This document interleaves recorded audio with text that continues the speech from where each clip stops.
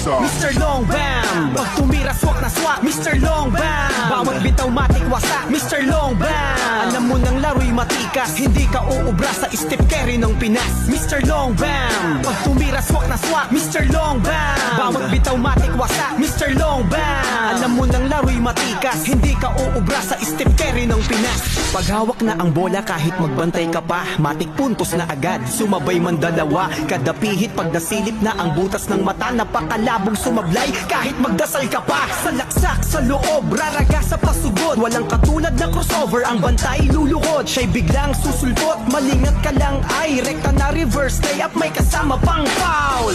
Iba ang kanyang galing kahit sa amo dalin, siya'y makinang bituin na di mo kaya abutin kahit pilit ba. So guys, makita ginato nga grabe ka solid og lawas ang ato ang amigo nga si Renante Payusan Sumaya aka Mr. Longbam ng Kuro. Usapod na siya sa ato mga solid supporters. So kay wala man siya nakapanaga, tawa na dang istorya niya rin nag-basketball court aro mag-ensayo. So ang niya sa daw gamig don una kay ang hulihok. So kini ding tawana grabe po din makadala push up one hand. So wala sa din gipakita kay maulaw kuno siya. Moto ako sang ginangano maulaw man ka nga mao man ang imuhang talent. So kay maayon po din siya mo lihop among kana lang sang iyang gigamit. Unya sa dirin dapita guys, gigamit na niya ang iyang pagka Mr. Longbam ng Kuro. Tutukin ninyo pagayo kung unsa sa kagmayo mo duwa bisag iyang height 5'1" ra siguro na. Unya syempre sa di pa ta mahuman ako sa Felix ninyo ang among kadagatan nga grabe ka tinaw nya, grabe po kadagkag sa kayan. Grabe ito lami untay kaligo pero saon ta man napamantay buhaton to sa basketballan nya. Kana day siya mo din na siya sa kayan atong Mr. Longbam ng Kuro. Mo day siya di tag-iya na katong Mr. Longbam ng Kuro nya.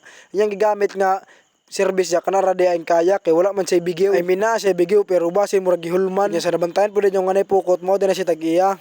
Kana si ngalan na ng tahanan na sa Kim day. Nagulit din na sa ginubig nga gisudlan niya sa isda nya. Ang usa po diyan na po giguyod nga dahon nga gyud sa unsa man niya ngano iya man giguyod. Base magtanom siguro sa dahon ilalom sa dagat para na kapasilukan ang atong mga isda. Nya ang ato po mga kalabers dire nagkuan po din silang iro ila po din gipakaligo dire sa dagat kay tinaw kayang tubig. Unya may pang-iro din nato ani ipakaligo ra nya. Ako ani nagbidyo-bidyo ra po din ko ani kay dili ko pwede maligo kay mato pa kog basketan para mag-ensayo kay maligo ko muli pa ko sa mua unya mag-ilis. Dugay na kayo ang trabaho wala na lang ko maligo ato na lang baskitan mag-ensayo kay para igabot na ako man ako katong baskitan usap ako maligog dagat kay para ikaw man ako diretso na ko pauli. Unya sa diring dapitan nakahuna-huna na lang pug ko nga musuri ko sa lungsod samtang wa tay lingaw musuri sa ta sa atong plaza sa simbahan. Dili pud nato palabi na tong pag-ensayo musuri-suri sa ta panagsaro malingaw atong kinabuhi. Grabe no unsa kanindot ang plaza diri sa Dalagit guys. Suroy nya mo diri sa mga ganahan mo suroy ari sa plaza sa Dalagit. Nya pag human og suroy sa Dalagit nakuno na ko nga madto og merkado kay ang tan-awon dito ang ilang gitrabaho nga butanganan sa mga utan sa mga